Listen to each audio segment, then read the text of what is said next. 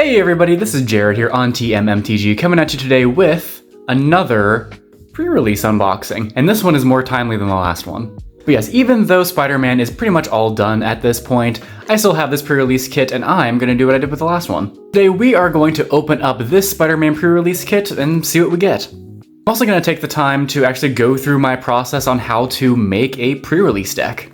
You'll find that the skills to make a pre-release deck is pretty transferable no matter which set that you're in. So whether it's Spider-Man or Avatar: The Last Airbender, watching this video will help you get prepared for your next pre-release.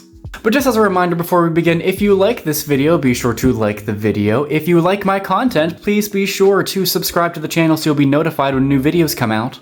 And also, I love hearing from you guys, so if you have any comments that you want to share, maybe some insight on how to build a deck that you'd like to share, please leave it in the comment section below.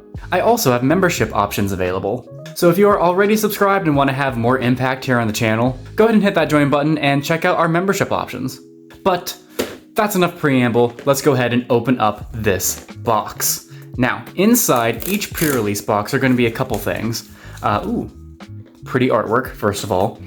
And every pre-release kit will have, if I can open this box, every pre-release kit will have a spin down counter die. Looks like we've got a black and green one here. And it's a spin down, for those who don't know, because it has, normally it would have a number 1 here. It has a planeswalker symbol instead, but it would be 1, 2, 3, 4, 5, all the way up to 18, 19, 20, where it has the Spider-Man set symbol.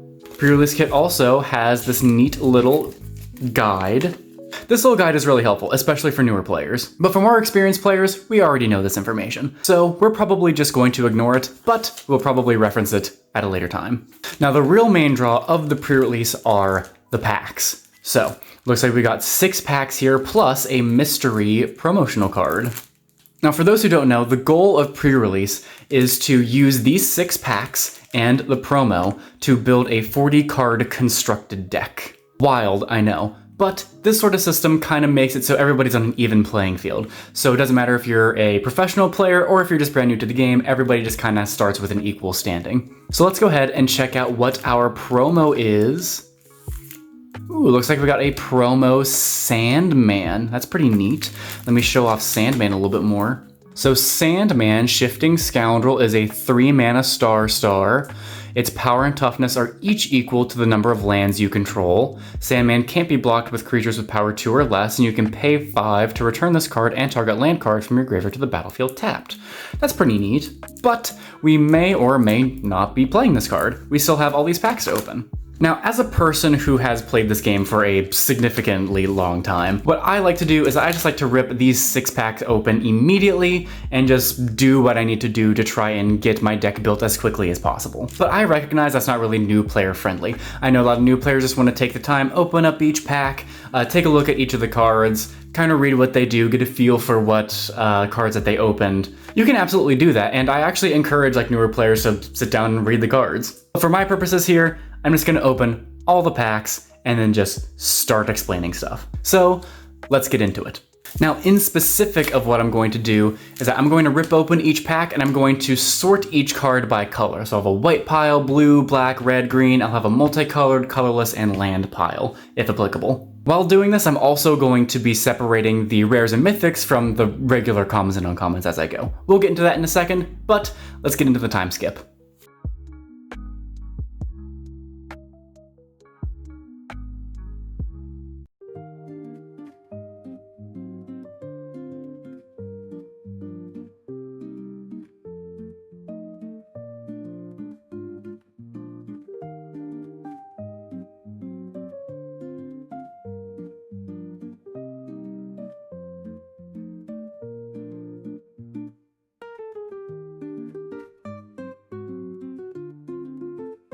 Alrighty, now that I'm done cracking everything open, I'm just gonna clean this up and we're gonna talk about it. Alrighty, we're back. So now, as you can see, I got all of my cards here separated by color, which is really important because we need to figure out what colors we're going to play. And to help figure out what colors we're going to play, there's a specific method that I like to use, and that's called the bread method.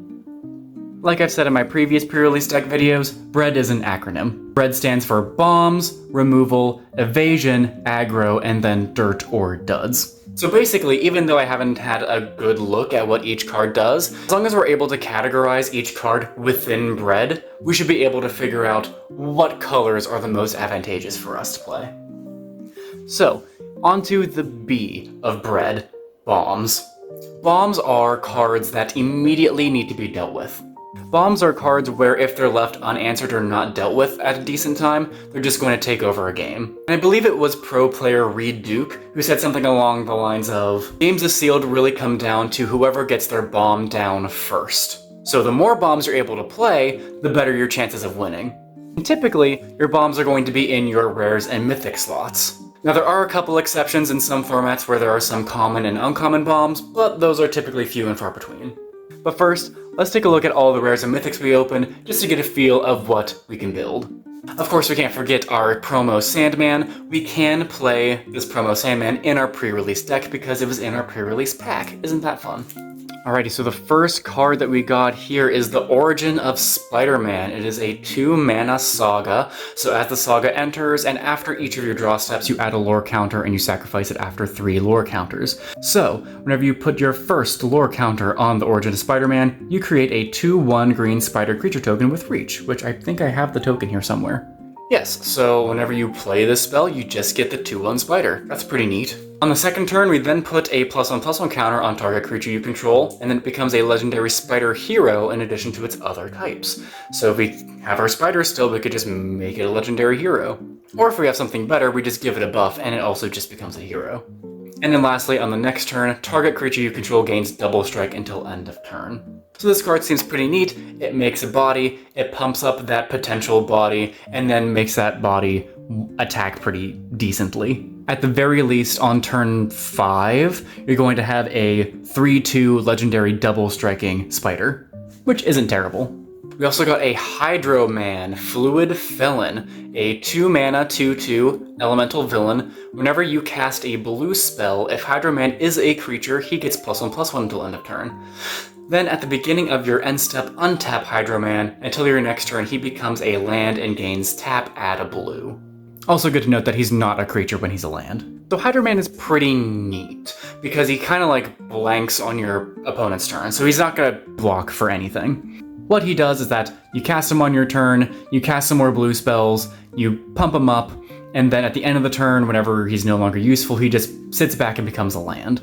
So he's honestly pretty evasive in that nature, but you're not going to be able to block with this guy, which is kind of a downside, but in blue, are you really blocking anyway?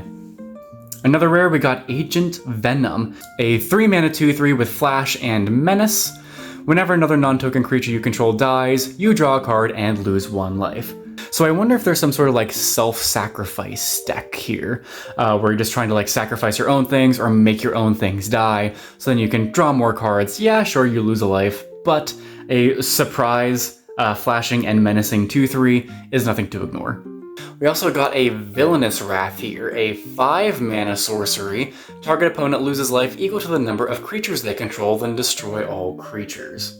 So I can actually see this in actually one of my commander decks. If your opponent just has a big board, let's say they amassed a whole bunch of spider tokens, you could just play this Villainous Wrath, kind of like hit them for a bunch of damage, and then also board wipe for 5 mana. That's pretty good. It might not be the best board wipe, but it definitely does get the job done. We got this Shadow of the Goblin, a 2-mana enchantment, Unreliable Visions. At the beginning of your first main phase, discard a card. If you do, draw a card. Then Undying Vengeance. Whenever you play a land or cast a spell from anywhere other than your hand, this enchantment deals 1 damage to each opponent. So this makes me curious on maybe if there's like an impulse draw mechanic here, or maybe some sort of like graveyard recursion here, where you kind of want to not cast stuff from your hand. Still casting stuff, but just not from your hand. And then you just get upside, massive upside, whenever you have this out as well. So we got a legendary creature here. We got Silk Webweaver, a 4-mana 3/5 spider human hero with web slinging, 1 a green and a white. So you may cast the spell for 1 a green and a white. If you do, also return a tapped creature you control to its owner's hand. So basically, if you have a tapped creature, you can save a mana just by returning the tapped creature back to your hand. That's pretty easy. Whenever you cast a creature spell, create a 1/1 green and white human citizen creature token. which I have right here, so whenever you cast a creature spell, you just get another creature. Seems pretty decent. And then you can pay 5 mana to have creatures you control get +2/+2 and gain vigilance until end of turn. Honestly, these type of abilities shouldn't be, I don't know, taken lightly. Because there are definitely games where you just have so much mana and nothing to do. Well, with Silk out here, you can just keep pumping 5 mana into this ability and just make your creatures huge, which can wind up ending the game. So Silk, very interesting include here. On the topic of spider heroes, looks like we got one of these Showcase Aranya, Heart of the Spider. So for 1, a red and a white, you get a spider human hero. Whenever you attack, put a +1/+1 counter on target attacking creature. Then whenever a modified creature you control deals combat damage to a player, exile the top card of your library. You may play that card this turn. So more speaking to like the impulse draw. Not even whenever she attacks, just whenever you attack. You put a +1/+1 counter on something, which makes it modified, so then whenever a modified creature deals damage to you, i.e. the creature that you put a counter on deals damage to a player, you get to impulse draw. So very aggressive, very useful. Maybe we play it. Who's to say? And our last rare, looks like we got a copy of the Clone Saga, another Saga card. So for 3 and a blue, you get a Saga, lore counter 1, surveil 3. Also, this comic book art is pretty interesting. So as soon as you play it for 4 mana, you're going to surveil 3. Not really worth it for 4 mana, but it gets better. When you next cast a creature spell this turn, copy it, except the copy isn't legendary. So the first turn you play this out, you kind of set up your top draws. The second turn, you play a creature, and then you get a copy of that creature. So you basically just get a 2 for 1. And then lastly, lore counter 3, choose a card name. Whenever a creature with the chosen name deals combat damage to a player this turn, draw a card. So presumably you name the card that you made a copy of last turn, so then whenever you get through on the next turn, you get to draw more cards. Very interesting. We'll see if we can make it work. And those are all of our bombs. So what I'm going to do is I'm going to look at our current color distribution of our bombs and just kind of visualize what I'm doing. I really enjoy using these spin downs here. Alrighty, so what I did was that I basically just counted the colors of all of our bombs here. So for example, white, we have 3 white bombs here. We have the Origin Spider-Man, we got Silk, and we have Aranya. So that's our 3 spells. So I'm denoting it with a number 3 here. Same thing for blue, black, red, and green. So we're pretty evenly distributed right now, except for white, which has a slight advantage. But we're not anywhere close to figuring out what colors that we're in yet. We still have to go to our next part of the acronym. The R in Bread is removal. And removal is important because we need to make sure that we interact with our opponent in some way. For example, if your opponent plays out a bomb, then we want to be able to interact with that bomb so that we can not lose the game quickly. Makes sense, kind of, right? I hope. So what I'm going to do is that I'm going to be looking through all of our colors and identify anything that removes something from the battlefield. This could be any destroy effect, any exile effect, bounce effect. I even consider counter spells and fight spells to be removal. Anything that moves a card from the battlefield to another zone. So let's go ahead and take a closer look.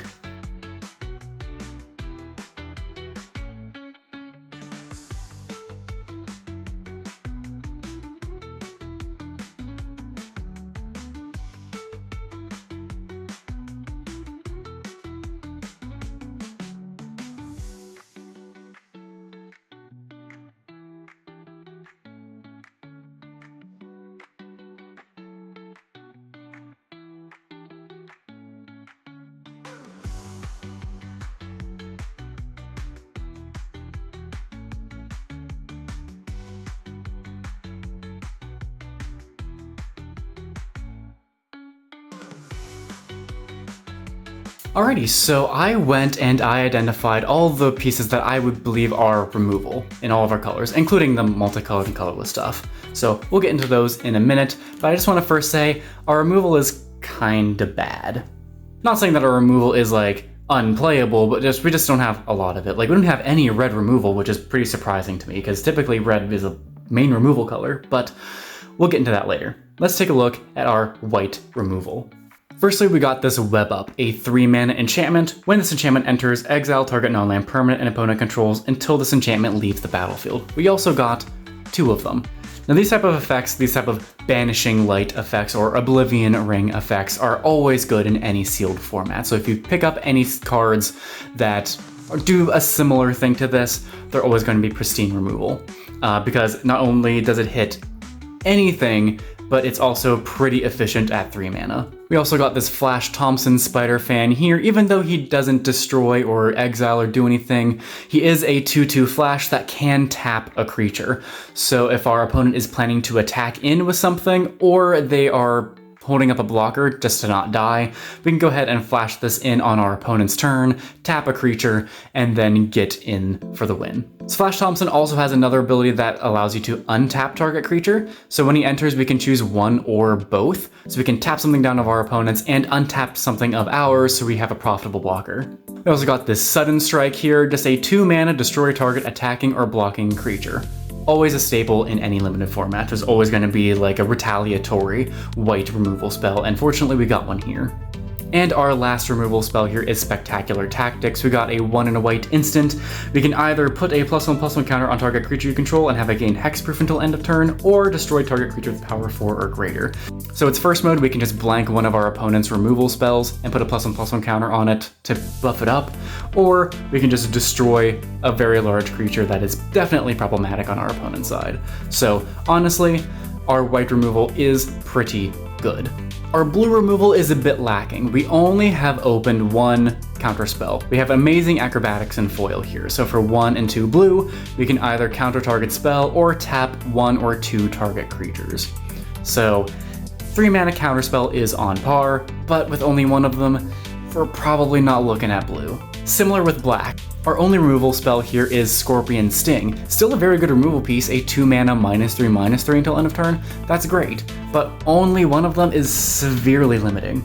Now, although we don't have any red removal per se, we do have these Wrecking Balls that require red to activate. So for 5 mana, we get an artifact. When it enters, it deals 5 damage to target creature, and then we can also pay 1 red to discard this card to destroy target artifact. So this is actually pretty versatile if there's like a problematic artifact that our opponent has, but 5 mana, deal 5 damage, and then it's just there. I don't know. It doesn't seem very efficient to me.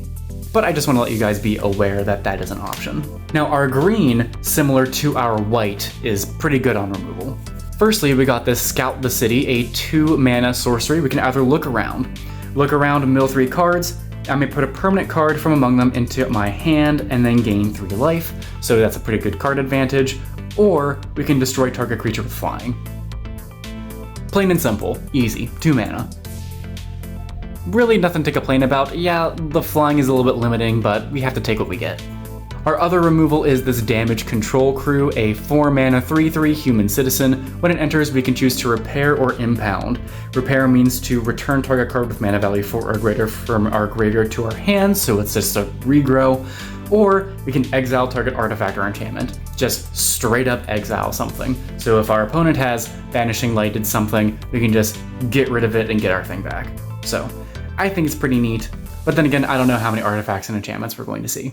And our last piece of removal are these Kapows. We actually opened 3 Kapows, which is amazing. I never get to open 3 removal pieces in a single pre-release deck. So Kapow, it is a 3 mana sorcery. We put a +1/+1 counter on target creature you control, then it fights target creature and opponent controls. So fight means they each deal damage equal to their power to each other. Now, these sort of fight effects are what green kind of strives on, so I'm very happy. Green also plays a lot of very large creatures, or just creatures en masse, so we should definitely, if we play green, we should definitely have the creature to fight another creature on our opponent's board to get rid of it.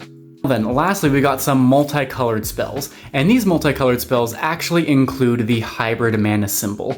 So even though like this is red and green and this is black or red, they can go in a mono black, mono red, or mono red, mono green deck, or any sort of combination of the two. So let's take a look at what they do. Rhino's Rampage is a 1 mana sorcery at either red or green. Target creature you control gets +1/+0 until end of turn. It fights target creature and opponent controls. Remember, fighting is dealing damage to each other. When excess damage is dealt to a creature and opponent controls this way, destroy up to 1 target non-creature artifact with mana value 3 or less. So basically it's just another kapow without the +1/+1 counter buff. But if we deal excess damage, so if we deal more damage to the creature than what's necessary to kill it, then we also get rid of one of our opponent's artifacts, which just seems like a very good removal spell at uncommon and at 1 mana. Like, there's nothing to complain about this. This is just good. And lastly, we have Pumpkin Bombardment. So for another 1 mana sorcery, as an additional cost to cast the spell, we either discard a card or pay 2 more mana. Pumpkin Bombardment deals 3 damage to target creature. So just a good bolt. Good slow bolt. Of course, you got the downside of discarding a card or paying 2 more mana, but we also have to just take what we can get. Alrighty, so after taking a look at everything, I think we're prepared to cut a color. And for me, I am very comfortable cutting blue. The only things that we have in blue are 2 bombs, which is the Hydro Man and the Clone Saga, which are already kind of underwhelming, to be honest, and our 1 counterspell. And I really don't think that the rest of this blue is going to make up for it. So I am perfectly comfortable nixing blue entirely and just focusing on the other colors. So now that we have effectively deleted a color from our pool, let's move on to our next check. The E in Bread, Evasion. Now, evasion can mean a lot of things. So basically what we're looking for are cards that are unblockable or have flying or menacing. Just some sort of ability or way to get into your opponent. So let's go ahead and take another look at these cards and see what we can find.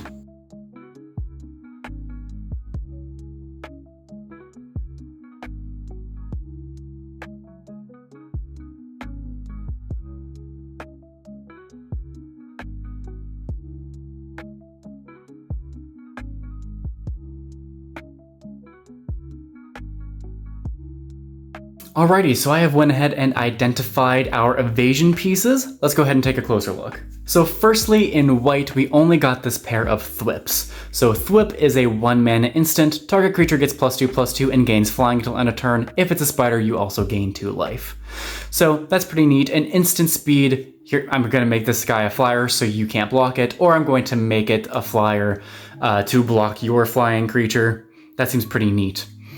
Plus, the life gain is pretty significant too, especially in Limited. Into our black, we got a Spider-Man Noir, a 5 mana 4/4 spider human hero with Menace. Whenever a creature you control attacks alone, put a +1/+1 counter on it, then surveil X, where X is the number of counters on it. So you look at the top X cards of your library, then put any number of them into your graveyard and the rest on the top of your library in any order. So this is pretty neat. Plus, if your Spider-Man Noir is attacking alone, you automatically have a 4/4 menacing creature that can just get bigger. Or this card will allow something else to get bigger and try to get through. Such as our Swarm, Being of Bees. We got both a foil version and a non-foil version of them. So, Swarm, Being of Bees is a 3 mana 2/2 insect villain with flash and flying and mayhem for a black. So you may cast this card from your graveyard for a black. If you discard it this turn, timing rules still apply. So a 3 mana 2/2 with flash and flying is pretty on par. Plus, if you have a discard outlet or some way to discard it, you can just play it out for 1 black, which is insanely good. Our red picked up a little bit here. We got an Angry Rabble, a 2 mana 2/2 human citizen with trample, evasion. Whenever you cast a spell with mana value 4 or greater, this creature deals 1 damage to each opponent, which aggro. And for 6 mana, you put 2 +1/+1 counters on this creature, activate only as a sorcery. So again, with Silk, if you just have a bunch of mana that you don't know what to do with, you could just dump it into the Angry Rabble, and then it'll just get bigger. We also got 2 copies of, how do you pronounce this? Stegron, the Dinosaur Man, a 5 mana 4/4 dinosaur villain, because apparently Spider-Man has dinosaurs. So it is a 5/4 with Menace and Dinosaur formula. You can pay 1 in a red and discard this card. Until end of turn, target creature you control gets +3/+1 and becomes a dinosaur in addition to its other types. Ooh, that's kind of reminiscent to the, what was the Gruul mechanic back in Gatecrash? Blood Rush. Yes, very reminiscent of Blood Rush, where you just kind of discard the card and you get some effect. So very interesting. Just a very beefy body that can try to get through, and Menace, still evasion, because if your opponent only has 1 creature, it can't be blocked. And if your opponent does have 2 creatures to block with it, it's probably going to be a double removal because it's 5 power. So Our green, not too much evasion, but we still got some. Firstly, we got this Wall Crawl, so it's a 4 mana enchantment. When this enchantment enters, create a 2/1 green spider creature token with reach, then you gain 1 life for each spider you control, so spider synergy. Spiders you control also get +1/+1 and can't be blocked by creatures with Defender. I'm not sure how many creatures with Defender are in this set, but I assume not 0, because why else would it say that? But even though 4 mana, you make a body, gain some life, and then you have the potential to try and just get through. Lastly, we got these Lurking Lizards. We got a 2 mana 1/3 with Trample, evasion. Whenever you cast a spell with mana value 4 or greater, put a +1/+1 counter on this creature. So as the game goes longer and as we cast bigger and bigger spells, this thing is going to get bigger and then just trample on through. In our multicolor, we also opened a Spider-Girl Legacy Hero. So it's a white and a green 2/2 Spider Human Hero. During your turn, Spider-Girl has flying, evasion. Who would have thought? And whenever Spider-Girl leaves the battlefield, create a 1/1 green and white human citizen creature token. And notice how it says leaves the battlefield and not dies. So when it dies, you'll make the 1/1. But with the popular web slinging mechanic, if we attack with this, it's tapped, and then we return it back to our hands with the web slinging, then that's it leaving the battlefield, so then we get the 1/1, so we just get more things. That seems pretty good. In colorless, looks like we got a News Helicopter, just a 3 mana 1/1 with flying. Whenever this creature enters, we also make a 1/1 green and white human citizen creature token. So for 3 mana, we get 2 power, 2 toughness, and a flying body. So not bad. We'll see if we need it. And I also want to point out in our land slot, we got this Daily Bugle building. So yeah, it's a land, yeah, it only taps for a colorless, yeah, we can filter it to add a color of whatever. But Smear Campaign, we can pay 1 and tap the land to have target legendary creature gain Menace until end of turn as a sorcery. So that's pretty noteworthy. It can fit into any deck, but it's also pretty noteworthy, and I just want to call attention to it. So honestly, looking at our current color distribution here that I set up on the side, I am very comfortable with saying, hey, we're white-green. Screw all this other nonsense, like, we know what we're doing. Now, sometimes you can't always do this. Like, there are going to be a lot more gray areas as you, play in more pre-releases. But in this scenario, I am pretty confident that white-green is our best color combination here. So, let's just go ahead and just completely get rid of our black and red so we can focus on our best colors here. Alrighty, so now since we have basically figured out what colors we're going to play very early on in our bread method, let's go ahead and take stock on what we got here. And to do that, I'm going to construct what's called the mana curve. So basically what it means is that I'm going to lay out all the cards that we have picked out so far and order them by their mana value. So I'm going to have the 1-drops on this side, 2, 3, 4, 5, 6, and so on. The mana curve helps us visualize how early and how often we're going to play these cards. So let's go ahead and get into it.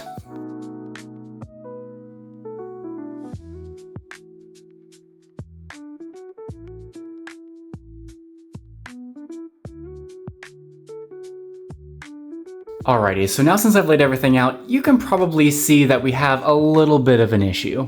So just for a little bit of explanation, I have all my 1-drops here, my 2-drops, 3-drops, 4-drops, 5-drops, and I have also separated all of our creatures here with our non-creatures here. And there's something wrong here. We have too many non-creature spells. Typically, the way we win games are with creatures, so we should probably be playing majority creatures and not majority other spells. So let's go ahead and take a look to see what kind of creatures we can add to this deck to try to power it up. Now this is also where this little pamphlet insert can be very helpful. It gives you an idea of how many creatures you should play, gives you an idea of how many other spells you should play, and also gives you a pretty decent ideal mana curve for whatever format that you're in. So we're going to be doing something similar as according to this. We're going to have 23 non-land cards and then 17 land cards, and then try to fit it in to our mana curve as such. Now, while I'm looking at all these other cards that we have here, I'm also going to be employing the next step in our bread method, aggro.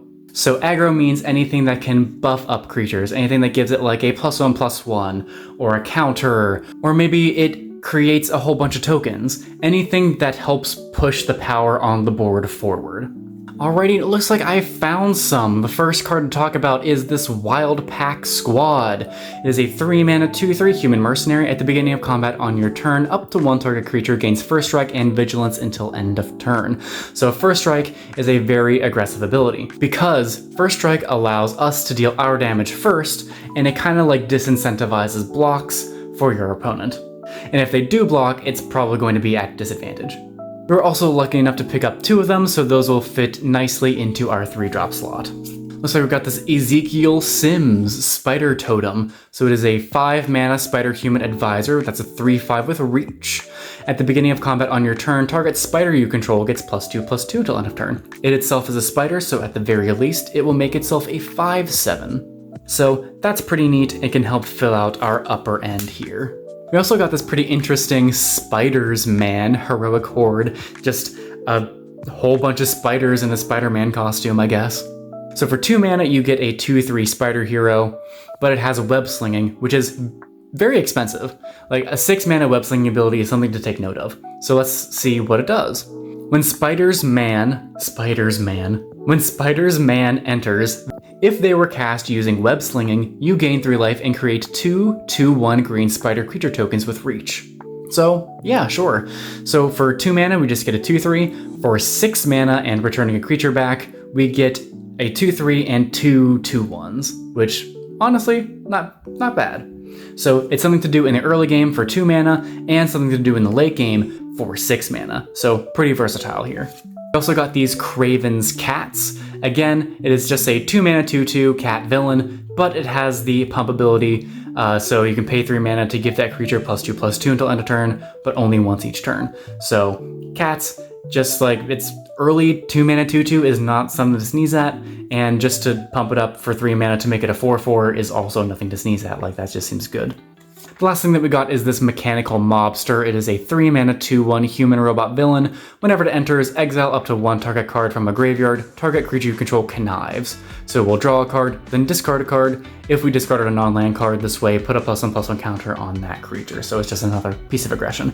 And nothing exciting, but it does help fill out our 3-mana slot. Now, even though we've added a bunch of creatures here, we're still not at that point. The little handy dandy guide here recommends we run at least 15 creatures, which I also would recommend. But we only have 13 creatures here up top, so let's add just a couple more. The first card is on theme. It is a 2-mana 1/1 human citizen. When it enters, we just draw a card. Pretty easy, Gallant Citizen. It's in our colors, so why not? And our last one is this Spider Manifestation. Even though it is a red-green card, we can still cast it for just a green. It is still a 2-mana 2/2 with Reach, so that's on par. We can tap it to add a mana, so it helps accelerate us. And whenever we cast a spell with mana value 4 or greater, we untap this creature, so we can tap it for more mana or tap it to attack. So this one just seems pretty powerful and pretty versatile, so that'll also fit into our slots here. So now that we got all of our creatures taken care of, we need to take care of our non-creature spells here. There's just too many of them. So I'm going to cut down this significantly. So the way I kind of like determine like what I cut, I just go in reverse bread order. So since aggro was the last thing, or I guess evasion was the last thing, the evasion things are going to be the first on the chopping block. So the first things I'm cutting is this Wall Crawl and our Tooth Whips. Yeah, they're pretty situationally good, but they're not as important as our removal. The next thing I'm cutting are these Steel Wrecking Balls. Yeah, it's just more removal, but at 5 mana, what are we going to be really doing anyway, honestly? Plus, it has the red pips in there that we can't even activate anyway because of our colors, so I'm comfortable just getting rid of them. And lastly, I'm going to be cutting these 2 cards. First, I'm going to be cutting Scout the City. Yes, it does destroy target creature with flying, but it's not a guarantee that our opponent's going to be playing flying. So I wouldn't really consider this a useful removal spell in the same vein that like, oh, destroy target attacking or blocking creature would be, because it's more likely to have an attacking or blocking creature. So Scout the City is out, as well as the Spectacular Tactics. Yes, destroy target creature with power 4 or greater, but Sudden Strike does the same job. Spectacular Tactics is just a little bit more restrictive in that way. And that seems to be it. Looks like we got our 23 non-land spells here. Pretty easy. Pretty low on the mana curve, so we're going to be having a lot to do in our early game, but hopefully with all this early game stuff we'll be able to close it out so then we don't really have to get into the late game. So now that we got that figured out, let's figure out our lands. So what do I do to determine what lands I should play? Well, we already know that we're playing 17, so what colors should they be? My method, my personal method, is that I count each individual mana pip on the card's mana cost, and I do a proportional distribution. So what does that look like? So I'm just going to separate these piles into white and green and then white-green, and I'm counting the mana pips as I go. So for Sandman, he has 2 pips in his mana cost, so he counts for 2, 3, 4, 5. Web Up is 6, 7, 8, 9, 10, 11, 12, 13, 14, these don't count, 15, 16, 17, 18, 19, 20, 21, 22, 23, 24, 25. So we got a total of 25 colored pips. So, of those 25 pips, I see that 1, 2, 3, 4, 5, 6, 7, 8, 9, 10, 11 of them are white, meaning that the remaining 1, 2, 3, 4, 5, 6, 7, 8, 9, 10, 11, 12, 13, 14, 15, 16 are green. Yes, I am aware that the hybrid mana messes up things, but don't worry about it. Just don't worry about it. So it looks like we just have a simple distribution. We just add these together, and then we get the total amount, and then we just split it evenly. But remember, we have non-basic lands like the Daily Bugle building that we talked about before. Plus, we also fortunately opened a Suburban Sanctuary. So it is a dual land that'll enter tapped for either one of our colors, and we can also pay for and tap to surveil 1. So we can look at the top card of our library and may put it into our graveyard, which is very good and also helps fix us so we get the mana that we need when we need it. So instead of 17 lands, we're only looking at 15 lands since we're including these ones. So what I'm going to do is I'm going to take my handy dandy calculator here, and I see that we have 11 white spells plus 16 green spells. We got a total of 27 pips. So 11 white pips divided by the total amount of pips of 27. We get this number, great, lovely. But then we multiply it by the 15 lands that we need to fulfill, and it looks like we got 6.111 repeating. So since white is the lesser represented amount of colors we have there, I like to round up. So we are going to run 7 plains, and then that means that we run 8 forests, which is honestly pretty even. Alrighty, so we're just gonna be adding 1, 2, 3, 4, 5, 6, 7, 8 forests, 1, 2, 3, 4, 5, 6, 7 plains, and magically here we have our 40 card sealed pre-release deck. So now that we're finished, let's go ahead and do a quick tour of the deck. I'm just gonna be going over these cards and just see what we built. Looks like we got a pretty nice Selesnya Go Wide build here with plenty of Spider-Man synergies. I know that Spider-Man synergies and Magic don't really go together, but we're here. Plus, this set kind of like didn't do well. Like, it's no secret that Spider-Man did not sell exceptionally well, not as well as Final Fantasy, which is kind of a shame, but also like, what did Wizards expect, you know? But I did hear that the limited format in this set is pretty decent. So if you're interested in drafting or playing pre-release or any sealed event, go ahead and check it out. If you have like the coins on Arena to spend on a draft, go ahead and do it. But yes, the next pre-release that will be happening is for the Avatar: The Last Airbender set, which is happening in the middle of November, so go ahead and mark your calendars there. I'll also be doing another pre-release deck build like this for Avatar whenever that comes out. Probably following a different upload schedule, but don't worry about it. But yes, the deck that we built here would be definitely the deck I would have played at the pre-release if I wasn't working the event, of course. So let me know in the comments below if you think that this was the correct choice. Is there a card that you would rather see me play in here? Was Should I have not gotten directly into green, white? Should I have explored the other colors a little bit more? Let me know your thoughts in the comments below. I love to hear from you guys, like I said. But yeah, that's all I got for you guys today. I hope you all enjoyed. Friendly reminder that if you like this video, go ahead and hit that like button. If you enjoy my content, please subscribe. And if you're already subscribed, consider becoming a member. Becoming a member is the best way that you can help support me and the channel. But that is all I got for you guys today. I hope you had a nice, wonderful time, and I will see you in the next one. Bye-bye. And just a quick shout out to our very first Penumbral member, PS. Thank you so much for your support. I really appreciate it. And you are awesome.